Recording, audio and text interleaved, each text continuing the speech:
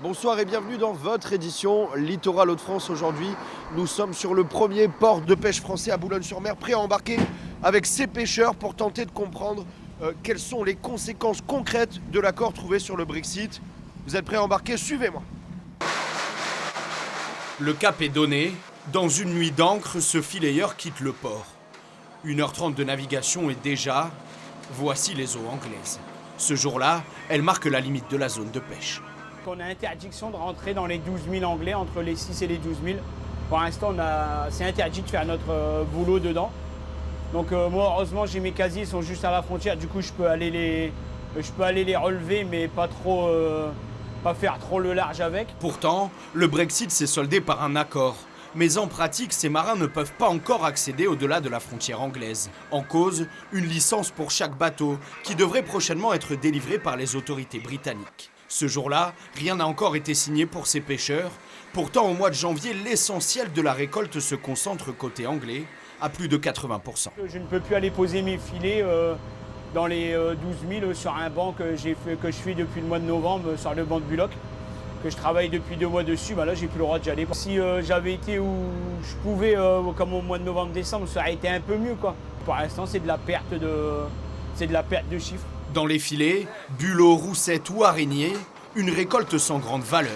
À cette saison, le trésor, c'est la sole, difficile à trouver tant les eaux sont saturées de bateaux. Et un Belge, 2 Belges, un 3e Belge à 2007, un 4e Belge, il y a 4000, tu vois. Et ces 4 Belges-là, si les 6-12 000 Anglais étaient ouverts, on les verrait pas dans notre zone, quoi. Et on est complet de bateaux. Les fonds, ils peuvent plus se reposer. Quand c'est pas un chalutier qui passe, c'est un seineur. Quand c'est pas le seineur, c'est peut-être un coquillard. Après, c'est le fileyeur qui arrive poser ses filets. Il y a toujours constamment quelque chose pour attraper le poisson. Le jour se lève au large. Déjà plus de 7 heures de travail continu pour ces marins. Une lutte constante contre la mer agitée et le froid. Avec le Brexit, tous ont pensé perdre leur emploi. Aujourd'hui, ils se disent soulagés, mais restent méfiants quant à l'avenir de la filière. Ça va très mal. Il y a moins en moins de poissons chaque année. Comme tout le monde, on a tous des factures à payer, des familles à nourrir, on n'a pas le choix. On a toujours un espoir. On verra la suite, on a toujours fait que ça. Plus de 10 heures de navigation sans jamais dépasser la frontière anglaise, interdite. Pourtant, de retour vers le port, un Zodiac des affaires maritimes accoste le bateau. Contrôle de la provenance du poisson et de sa quantité. Preuve qu'en mer, on ne badine pas avec les directives européennes.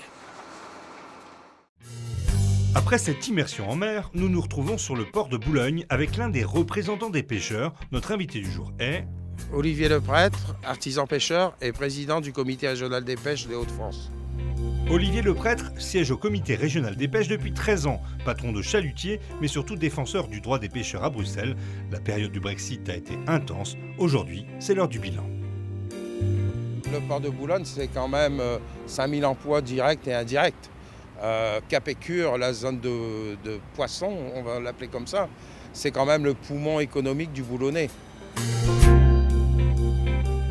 Il faut savoir qu'ici, les bateaux sont dépendants des eaux britanniques sur la pêche artisanale à 70% et sur la pêche hauturière 96%. Donc il est bien évident que l'accès aux eaux britanniques est hyper important. Tous les bateaux, que ce soit belges, hollandais et français, sont dans la zone française. Donc bien évidemment qu'il y a énormément de bateaux et la ressource est en danger. Tout est à construire. On repart d'une feuille blanche et avec les Britanniques et tout est à construire, c'est-à-dire aussi bien l'accès aux eaux que tout ce qui est marché, etc. Il y a beaucoup de boulot et bien évidemment que les professionnels ont un peu peur de l'avenir. Et heureusement, avec ce fameux accord qui est plus ou moins bon, on échappe à la guillotine. On va peut-être perdre une partie de nos cheveux, mais c'est la moindre mal. Pour terminer cette édition spéciale Brexit et pêcheurs, nous partons à Cap-Écure, le quartier de l'industrie de la pêche à Boulogne, premier centre européen de transformation des produits de la mer. Vous allez le voir, les mareyeurs sont eux aussi impactés par la situation. Cap-Écure, la zone industrielle de Boulogne-sur-Mer, territoire des mareyeurs, comprendre les négociants des produits de la mer. Dans ces entrepôts, des salles de marché, comme une bourse de la pêche. Non, pas avant la semaine prochaine. Et si je vois que j'ai les filets de Julienne, tout ça, qui arrivent d'Angleterre, je te passe un petit coup de fil en fin de matinée.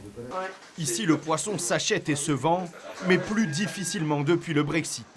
Le balai des camions, des palettes continue, même si cet employé note une baisse d'activité. Au mois de janvier, c'est toujours après les fêtes, c'est toujours un peu plus calme.